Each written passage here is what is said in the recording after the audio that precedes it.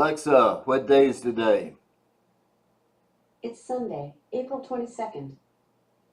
If you read the text, you'll notice my assistant gets it wrong sometimes. That was microphone problems. All right, Alexa, what time is it? It's 8:49 a.m. Alexa, turn on light one, please. Hi, it's Linton again. We're talking Hello. about marry for love or mate for love or status. Um, the I'm not sure. uh, the if you want to say affinity instead of love there, that's just fine. And if you can come up with a less, what do you call it, anthropocentric, less people-like number than status, fine. I cannot imagine what that word is. But we're not just talking about people in either one. All right.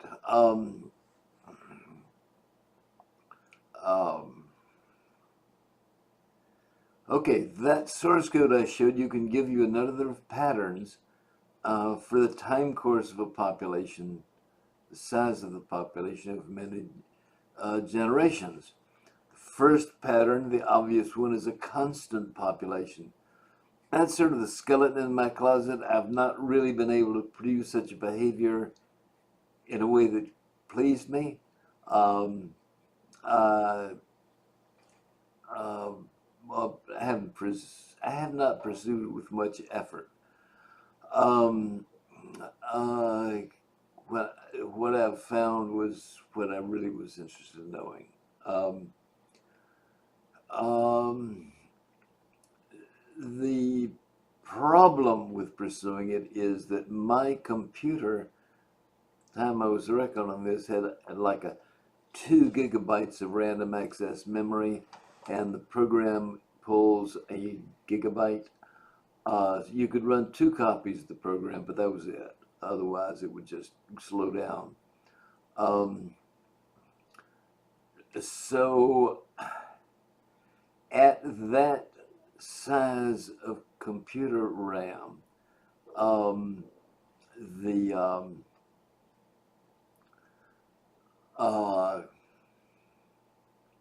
there's a lot of noise. All right, I mean, if you're pedaling your bicycle down a road and the road is covered with a few great big rocks, you're going to bounce up and down more than if it's covered with sand, right? Assuming it's packed sand, it will sink in. So as you increase the number that you're averaging, it smooths things out. And what we're going to see is very noisy. The machine I have now, probably instead of having 100 units per segment of the stuff that we're comparing with other units, we could kick that up to 2,000. That would reduce the noise substantially, but I haven't gone there. You've got the source code. You got your favorite version of C++ language, or can get it. I'd rather been able to increase the size by a factor of 40 or 50. That would probably enough, but do it yourself. One pattern I do find is damped oscillation. Here we're graphing offspring on the vertical axis, successive generations on the horizontal. You see that? All right, this is generations. That's number of offspring each generation. Got that? And as you can see, we go bloop, bloop, bloop, descending peaks, oscillating, comparable size per peak. This is damped oscillation.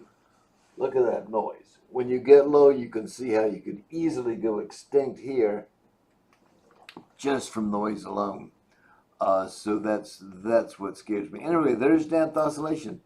the computer program will give it to you. It would give it to you better if we had a version of C++ that would carry more bigger arrays, they call them, sets of numbers.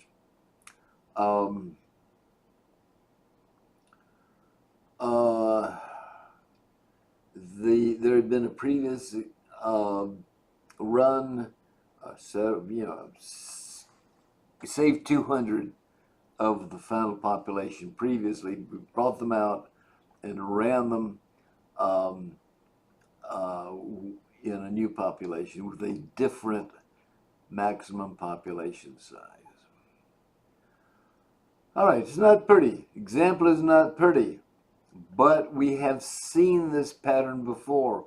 We've seen it in wild European voles. We have seen it in captive fruit flies.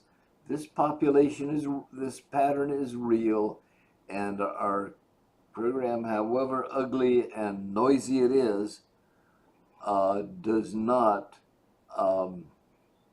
it does, yeah, that's right, that can happen with this mechanism to voles and fruit flies.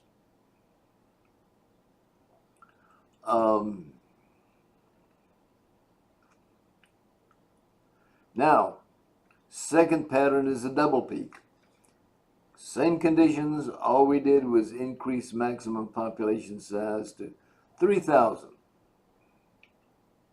And now we get two peaks. First, we started down here, remember, 200. Up and down, and then up even higher, and then down. Now, up and down, higher than before, down. That has a technical term among the people who risk their excess wealth on the stock market. That's called a dead cat bounce. I know that's a bad word, but anyway, when the market has been crashing, gets to the bottom, and you get a little bit of a rally, that doesn't mean you're out of the woods, as in this case. Population died out. Little peak, bigger peak, inconsequential little rally, and extinction, gone. All right. And we've seen that double peak. The Asian dynasties give you the double peak. Remember our friend the Notch? Huh? We saw it in Asian dynasties. We didn't see it in the Mesopotamian civilizations because it gets blurred out. The civilization does not start when the population reaches a certain size. It starts when, at some point, and they take over Mesopotamia and appear in their history books when the prior civilization gets no children, right? No children. Can't run a country, a civilization. You can't have, you can't run your army. We're probably talking about the elite. The word elite in Longhouse Valley, remember that? Double peak, second peak higher. All right. And if you remember our mice, the mouse plagues in Australia, twice you got the same double peak, a low one and a higher one, and then splat. Mice, you couldn't swear from the Australian data that there were a few survivors, just a few, or whether those were mice coming in from the outside. You'd have to keep track of every mouse all day during the crash to see whether there were any survivors at this point in a real natural wild population. We know that in the computer program under these conditions there are not, And in Longhouse Valley, there are not. It goes to absolute extinction. Not a single house was occupied after the second crash, the one after the higher peak. Okay, so this pattern is a loser. You always go extinct. Damped oscillation is a winner. You always survive. And when we looked at the mouse plagues, we never saw damped oscillation. We only saw, well, we saw some single peaks. We saw a double peak, but instead of going down, it went up and then died out. In Australian mice, that always happened.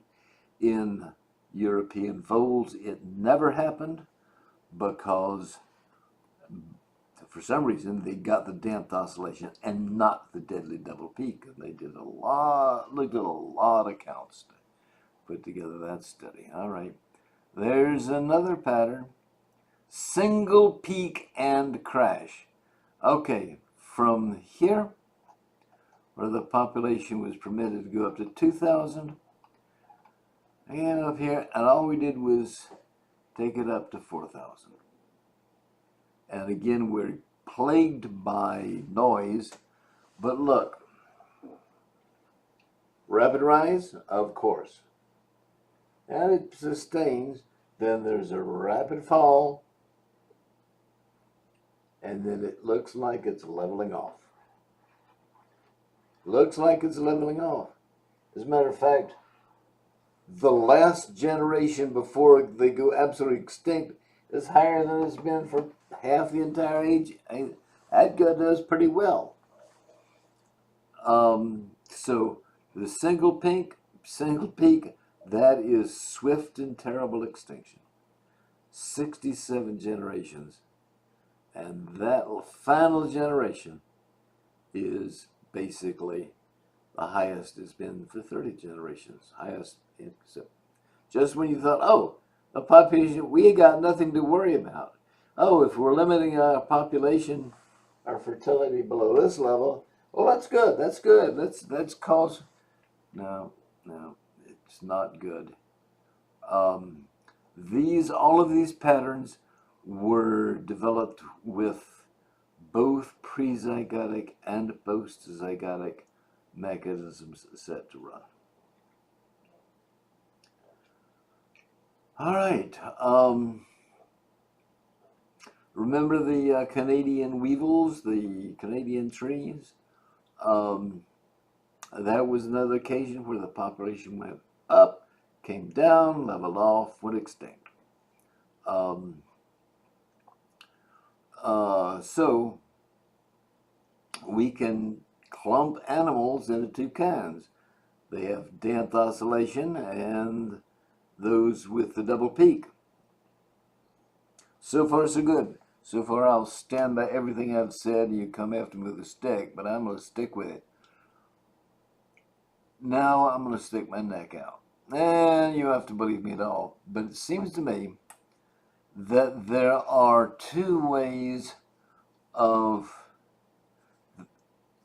mating strategies that we can identify. One is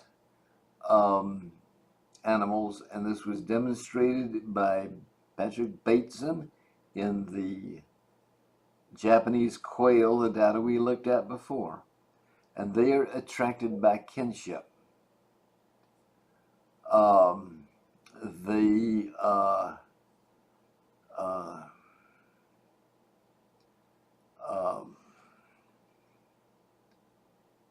Let's see, that says statues. Doesn't that mean status?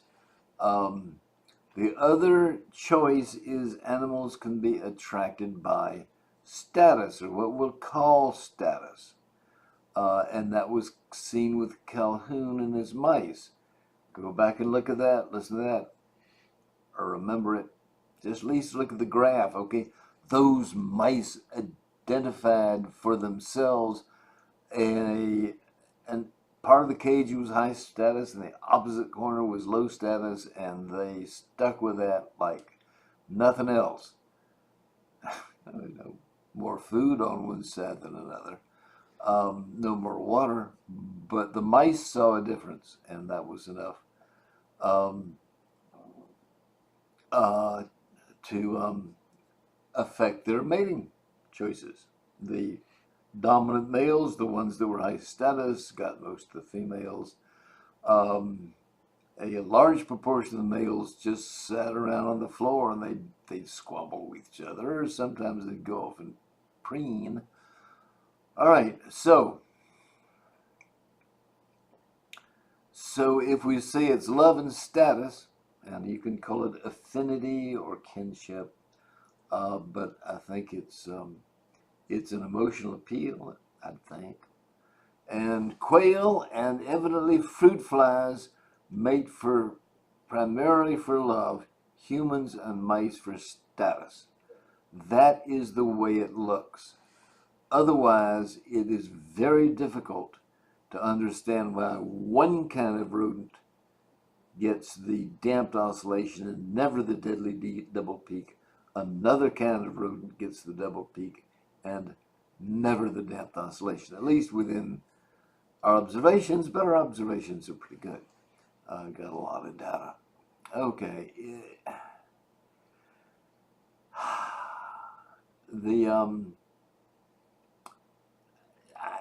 This isn't totally frivolous. In theory, you could test this. Imagine some arrangement where every fly in a fruit fly colony could be traced throughout its life for a few generations. Do an MRI scan, run it 24/7. You'd have to be careful not to cook them, because the MRI scanner will put heat into whatever you're studying. But you could put thermometers in it and measure the thickness and figure out what's going to keep a nice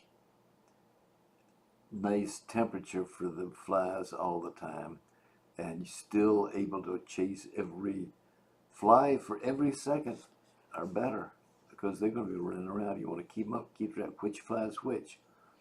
You never be able to analyze them by hand. The cost of it would be enormous, but if you did such a study, there is a prediction, and that is, say, the flies would have a relatively high frequency of forming mating pairs with nearer cousins. And I'll stick my neck right out. You want to have a laugh? You want to? I suspect that those bonds are formed while the flies are still maggots. That down there in the goo and the ick, two maggots run into each other, establish a relationship, and they hold on to that the rest of their lives after they've gone through, their metamorphosis, their maturing. I looked and looked to try to establish that they curl up in pairs in order to undergo metamorphosis. They don't. Not that I can demonstrate. So maybe you think maggots are kind of icky, but it just might be that the maggots are love boats, as are the voles, whereas humans and mice are just greedy to the point where they're killing off their own children. Anyway, there is some differences between pre- and post-zygotic infertility, and I shall look forward to talking to you again soon. Alexa, turn off light 1.